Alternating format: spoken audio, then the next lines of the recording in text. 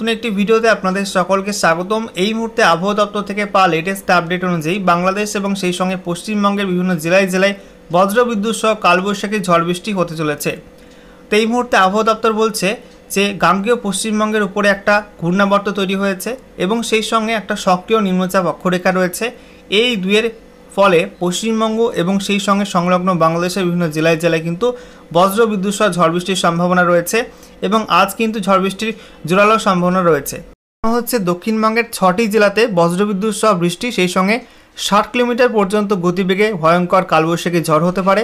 অন্যদিকে উত্তরবঙ্গের বেশ কয়েকটা জেলায় কিন্তু ভারী বৃষ্টির সম্ভাবনার কথা বলা হয়েছে এবং গোটা রাজ্য জুড়ে কিন্তু বেশ কয়েকটা জেলায় বজ্রবিদ্যুৎ সহ বৃষ্টি, সেই সঙ্গে ঝড়ো হওয়ার সম্ভাবনার কথা জানিয়েছে আলিপুর আবহাওয়া দপ্তর। তো এখন আমরা দেখে নেব কোন কোন জেলার জন্য কী কী পূর্বাভাস দেওয়া হয়েছে আলিপুর আবহাওয়া দপ্তরের তরফ থেকে, কী কী আপডেট দেওয়া হয়েছে আবহাওয়া নিয়ে, সমস্ত কিছু আমরা দেখে নেব এই ভিডিওটির মাধ্যমে। তো ভিডিওটি ভালো লেগে থাকলে, ইনফরমেটিভ বলে মনে হয়ে থাকলে অবশ্যই ভিডিওটি লাইক করে দেবেন এবং অবশ্যই ভিডিওটি প্রচুর পরিমাণে শেয়ার করবেন। এবং সেই সঙ্গে আপনি এই মুহূর্তে আমাদের ভিডিওটি কোন জেলা থেকে দেখছেন অবশ্যই কিন্তু আপনাদের জেলার নামটি কমেন্ট বক্সে লিখে জানিয়ে দেবেন। এছাড়া আপনারা নতুন দর্শক হয়ে থাকলে অবশ্যই চ্যানেলটিকে সাবস্ক্রাইব করে নিয়ে পাশে থাকা বেল আইকনে ক্লিক করে অল নোটিফিকেশান অপশানটিকে অন করে রাখবেন। লেটেস্ট ভিডিও আপডেট আপনি সবার প্রথমে পেয়ে যাবেন। তো প্রথমে আমরা দেখে নেব আলিপুর আবহাওয়া দপ্তর থেকে আবহাওয়া সংক্রান্ত কী কী আপডেট দেওয়া হয়েছে, কোন কোন জেলার জন্য ঝড় বৃষ্টির কী কী সতর্কবার্তা দেওয়া হয়েছে। তো বলা হচ্ছে আজ সোমবার দক্ষিণবঙ্গের 3 জেলায় পঞ্চম পর্বের ভোট গ্রহণ, আর সেই সময় কলকাতা এবং রাজ্যের সব জেলায় ঝড় বৃষ্টির কমলা সতর্কতা জারি করেছে আলিপুর আবহাওয়া দপ্তর। বজ্রপাত সহ বৃষ্টি হবে, সেই সঙ্গে জানানো হচ্ছে ওই সঙ্গে ঘন্টায় 40 থেকে 60 কিলোমিটার বেগে ঝড়ও হতে পারে। মঙ্গল বুধবারেও ঝড় বৃষ্টি হতে পারে, তবে রবিবার পর্যন্ত ওই দুদিনের জন্য কোথাও কমলা সতর্কতা জারি করা হয়নি। সেই সঙ্গে জানানো হচ্ছে সংশ্লিষ্ট সব জায়গার জন্যই দেওয়া হয়েছে হলুদ সতর্কতা। ঝড় বৃষ্টির তীব্রতা কিছুটা হ্রাসের ইঙ্গিত রয়েছে বুধবারের জন্য। উত্তরবঙ্গের সব জেলাতেও ওই দিন পর্যন্ত ঝড় বৃষ্টির হলুদ সতর্কবার্তা দিয়েছে আবহাওয়া দপ্তর। হিমালয় সংলগ্ন জেলাগুলির কোথাও কোথাও ভারী বৃষ্টি হতে পারে। রবিবার বিকালের পর থেকে দক্ষিণবঙ্গের বিভিন্ন জেলায় বজ্রগর্ভ মেঘের সঞ্চার শুরু হয়। আলিপুর আবহাওয়া দপ্তর জানিয়েছে গাঙ্গেয় পশ্চিমবঙ্গের ওপর একটি ঘূর্ণাবর্ত তৈরি হয়েছে, ফলে রয়েছে বঙ্গোপসাগর থেকে বেশি পরিমাণে জলীয় বাষ্প প্রবেশের অনুকূল পরিস্থিতি। এই দুই কারণে রাজ্য জুড়ে বজ্রগর্ভ মেঘ তৈরির প্রবণতা বেড়ে গিয়েছে।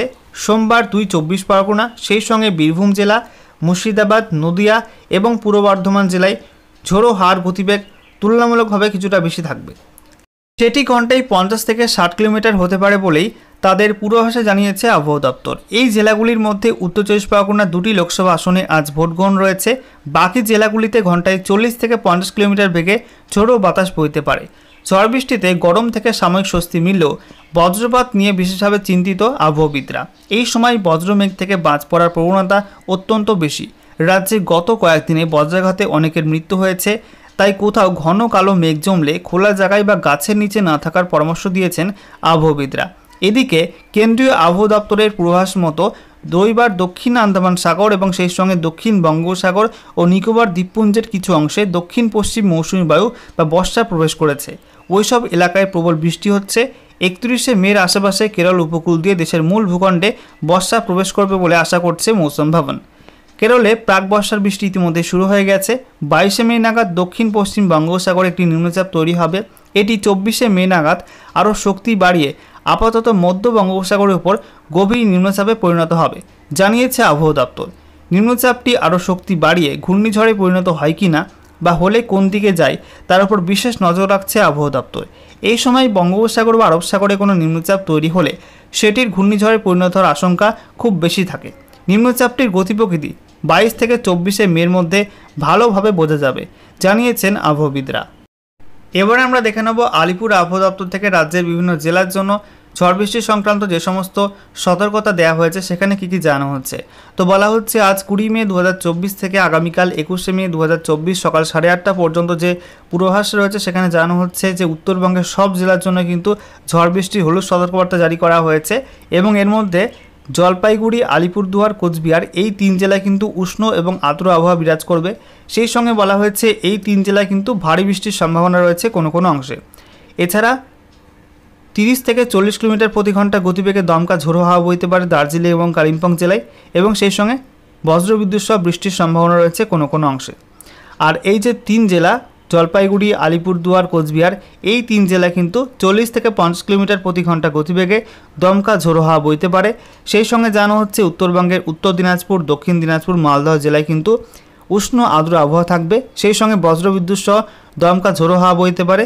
ঝোড়ো হাওয়ার গতিবেগ বলা হচ্ছে 40 থেকে 50 কিলোমিটার প্রতি ঘন্টা গতিবেগে কিন্তু দমকা ঝোড়ো হাওয়া, সেই সঙ্গে বজ্রবিদ্যুৎ সহ বৃষ্টির সম্ভাবনা রয়েছে।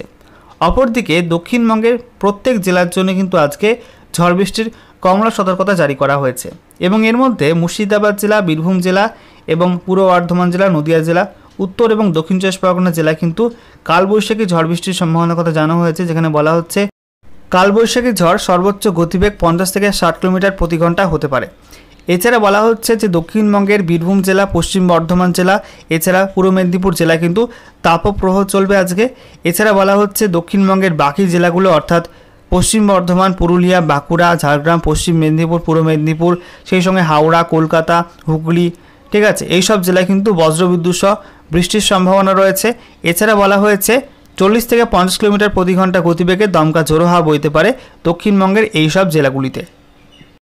এরপর দেখুন 21শে মে 2024 সকাল 8:30 থেকে আগামী 22শে মে 2024 সকাল 8:30 পর্যন্ত বিভিন্ন জেলার জন্য আবহাওয়ার যে সতর্কতা দেওয়া হয়েছে, সেখানে বলা হচ্ছে উত্তরবঙ্গের 2 জেলা, যেটা হচ্ছে জলপাইগুড়ি এবং কোচবিহার জেলা, এই 2 জেলায় কিন্তু 40 থেকে 50 কিলোমিটার প্রতি ঘন্টা গতিবেগে দমকা ঝোড়ো হাওয়া বইতে পারে।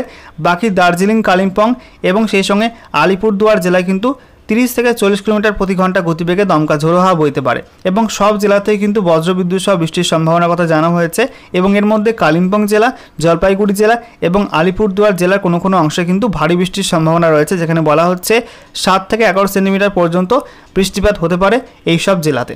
এছাড়া বলা হয়েছে উত্তর দিনাজপুর, দক্ষিণ দিনাজপুর, মালদহ জেলায় ঝড় বৃষ্টির হলুদ সতর্কবার্তা রয়েছে, যেখানে এই সব জেলায় কিন্তু বজ্রবিদ্যুৎ সহ বৃষ্টির সম্ভাবনা রয়েছে এবং সেই সঙ্গে 40 থেকে 50 কিলোমিটার প্রতি ঘন্টা গতিবেগে দমকা ঝোড়ো হাওয়া বইতে পারে।